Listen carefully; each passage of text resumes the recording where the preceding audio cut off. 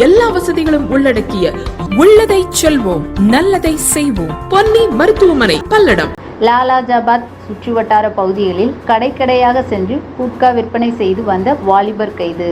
1250 packet போதை பாக்குகள் மற்றும் புகையிலை பாக்கெட்டுகள் கைப்பற்றப்பட்டு இருசக்கர வாகனம் பறிமுதல். காஞ்சிபுரம் மதுவிலக்கு அமலாக்க பிரிவு காவல்துறையினருக்கு வாலாஜாபாத் சுற்றுவட்டார பகுதிகளில் தமிழக அரசால் தடை செய்யப்பட்ட போதை பாக்கு மற்றும் புகையிலைகள் ஒருவர் பைக்கில் மறைத்து வைத்து கொண்டு கடையாக சென்று விற்பனை செய்து வருவதாக தகவல் கிடைத்தது.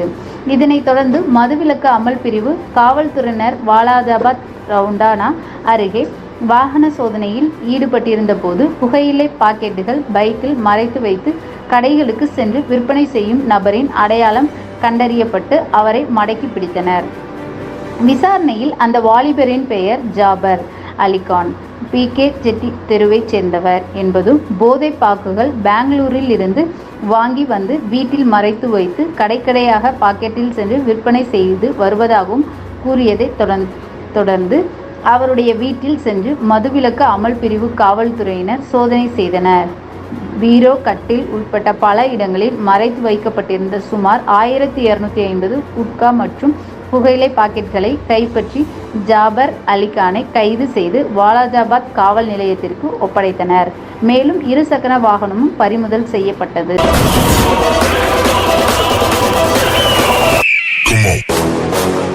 திருவிடைமருதூர் ஸ்ரீ மந்திரபுரீஸ்வரர் கோவில் மகா கும்பாபிஷேகம். திரளான பக்தர்கள் கலந்து கொண்டு சுவாமி தரிசனம் செய்தனர். தஞ்சாவூர் மாவட்டம் கும்பகோணம் அருகே திருவிடைமருதூர் மஞ்சமல்லி கிராமத்தில் திருக்கைலாய பரம்பரை மெய்கண்ட சந்தானம் திருவாட்டுத்துறை ஆதீனத்திற்கு சொந்தமான திருவிடைமருதூர் ஸ்ரீ மகாலிங்க சுவாமி திருக்கோயிலுக்கு உட்பட்ட ஸ்ரீ பிரகரன் நாயகி அம்பிகா சமேத ஸ்ரீ மந்திரபுரீஸ்வரர் திருக்கோயில் அமைந்துள்ளது. இக்கோயில் கும்பாபிஷேகத்தை முன்னிட்டு திருப்பணி நடைபெற்று முடிவுற்ற நிலையில் கணபதி ஹோமம், லக்ஷ்மி ஹோமம், நவக்கிரக ஹோமம் தொடங்கி 4 கால யாக சாலை பூஜைகளும் நடைபெற்றது. தீபாராதனை கண்காணிக்கப்பட்டு மங்களவாத்தியம், வேத மந்திரங்கள் முழங்க கடம் புறப்பாடு நடைபெற்றது. ஸ்ரீ பாலவான தேசிய பரமாச்சாரியார் சுவாமிகள் முன்னிலையில் மந்திரபுரீஸ்வரர் கோவில் மற்றும் பரிவார தெய்வங்களை ஸ்ரீ ஐயனார், ஸ்ரீ மாரியம்மன், ஸ்ரீ செல்லியம்மன் கோயில் கோபுர கலசத்திற்கு புனித நீர் ஊற்றப்பட்டு மகா கும்பாபிஷேகம் நடைபெற்றது. தீபாராதனை காண்பிக்கப்பட்டு பக்தர்களுக்கு பிரசாதம் வழங்கப்பட்டது. கோவில் கும்பாபிஷேக நிகழ்ச்சியில் திரளான பக்தர்கள் கலந்து கொண்டு கோவில் தரிசனம் செய்து சுவாமியை வழிபட்டனர். நன்றி.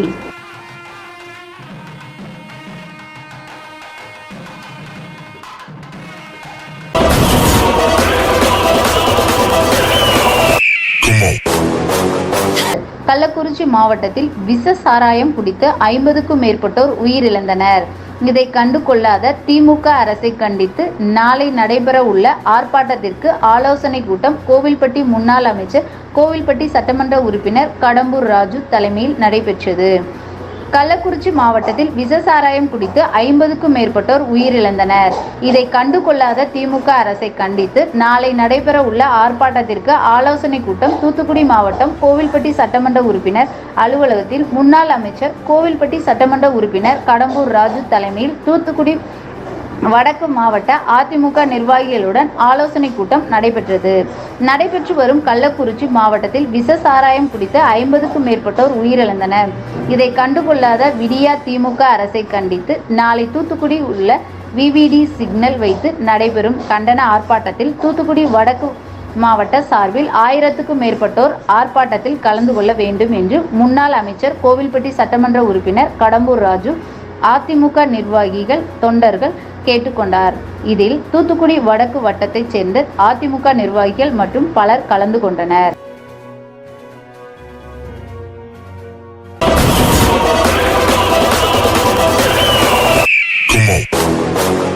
ராமேஸ்வரம் பகுதியைச் சேர்ந்த மீனவர்கள் 20 பேருக்கு மேல் இலங்கை கடற்படையால் கைது செய்யப்பட்டிருப்பது மீண்டும் மீண்டும் நம்முடைய மீனவர் சமுதாயத்திற்கு ஒரு அச்சத்தை ஏற்படுத்துகிறது.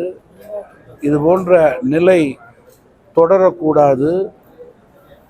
இலங்கை அரசனுடைய தவறான போக்கு கண்டிக்கத்தக்கது. நம்முடைய வெளியுறவுத்துறை இலங்கை அரசோடு உடனடியாக அழுத்தமான முறையிலே பேசி இது போன்ற சம்பவங்களுக்கு நிரந்தர தீர்வு ஏற்படுத்த வேண்டும் என்று தமிழ் மாநில காங்கிரஸ் கட்சியின் சார்பிலே கேட்டுக்கொள்ள விரும்புகிறேன். நீங்க நீட் தானே கேட்குறீங்க. நீங்க நீட் தேர்வை பொறுத்தவரையில் உதாரணத்துக்கு தமிழகத்தை எடுத்துக்கொள்ளுங்க, கிராமப்புற மாணவர்களை எடுத்துக்கொள்ளுங்கள்.